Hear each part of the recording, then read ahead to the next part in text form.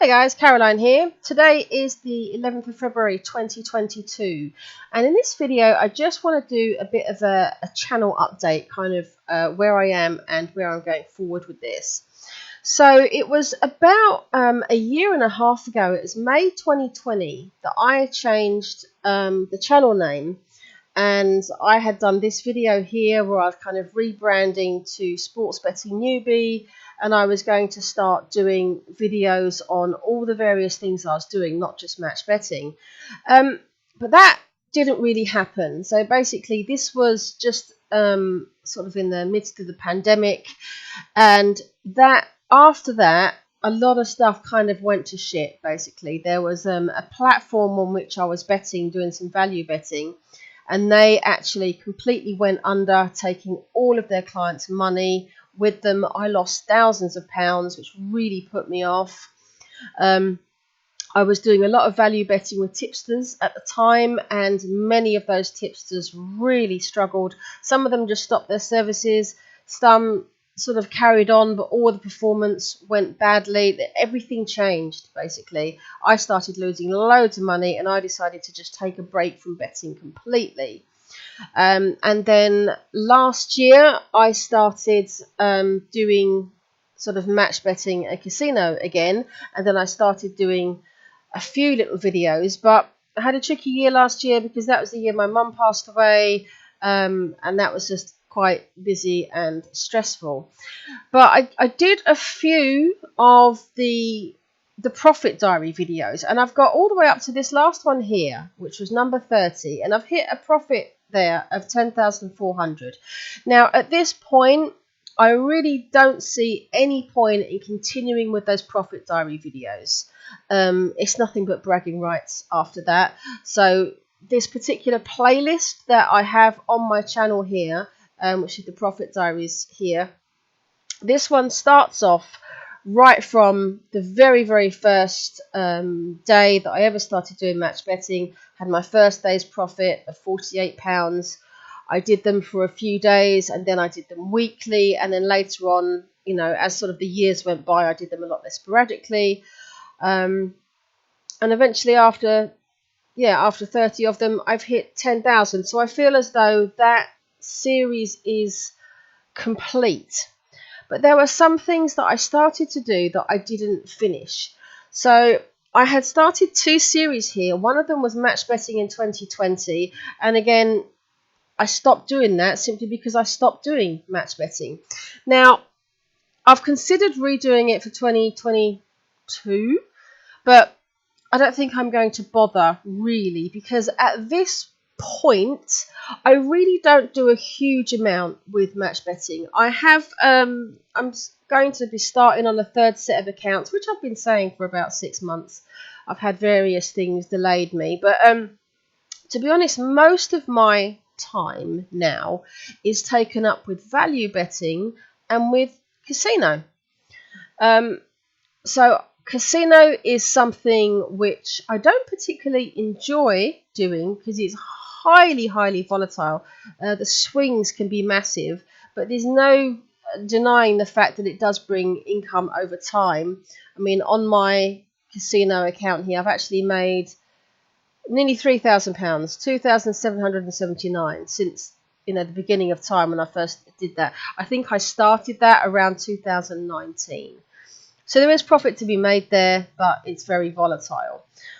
What I spend most of my time doing now is value betting. And value betting is simply placing a bet on an event, hoping that it's going to win.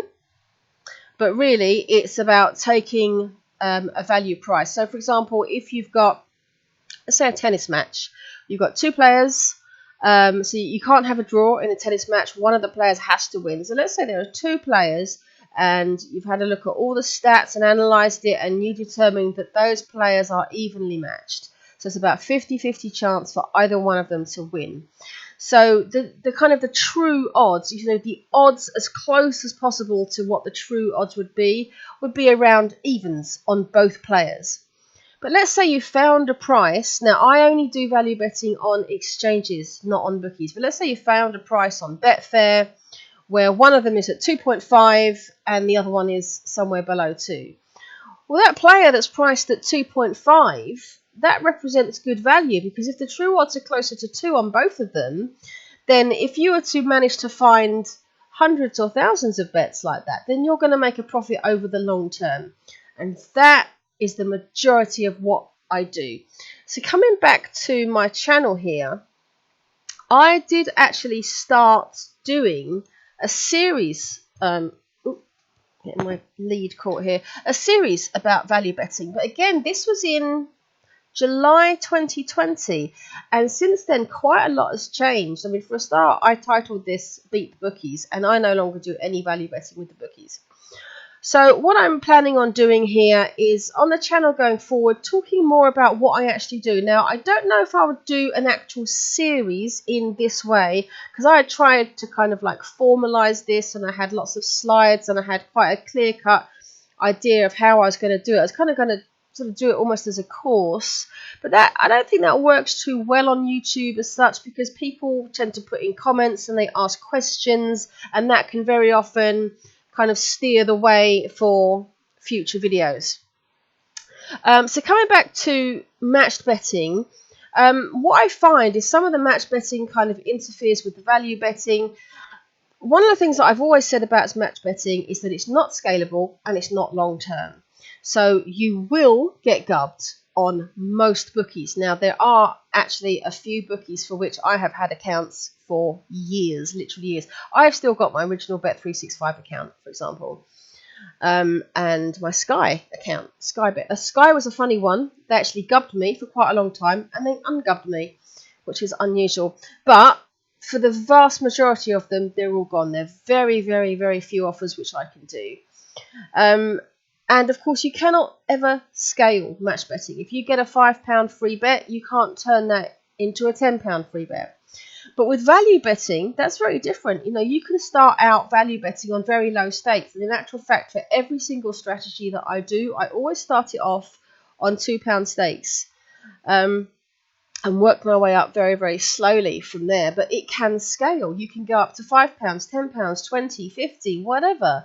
You know, you can scale that value betting. And so it has to, if you've managed to find strategies which can provide a good ROI over the long term, and long term is key. We're talking hundreds, thousands of bets, not just 50, you know. Then you can have a really good solid income, and that is the main part of my focus.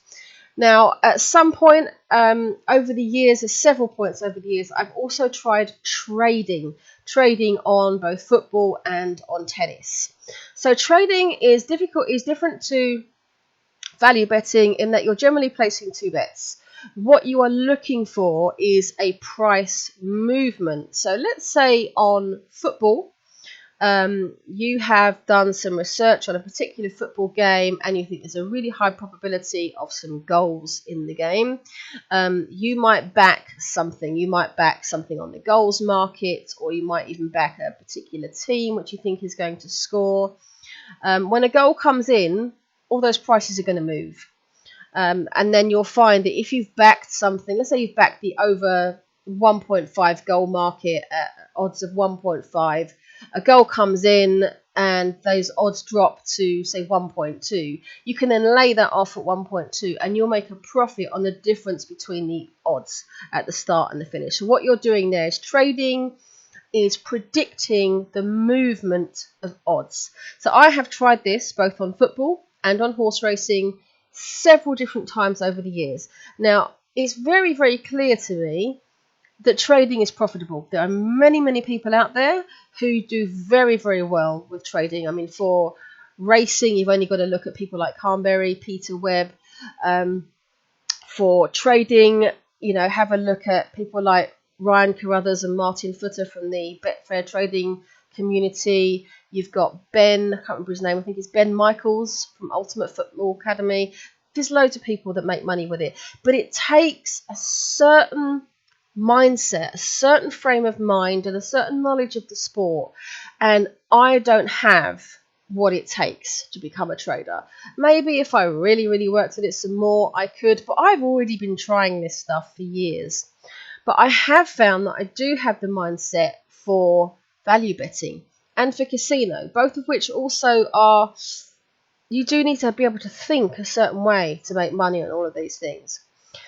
So this is what I'm going to be doing going forward. I'll probably talk a little bit about match betting, but probably a lot more of what I'll be talking about is the value betting and probably a little bit on casino. And I'll be talking not just about the strategies of where to find value bets and how to place them and what to stake and all that, but about the mindset.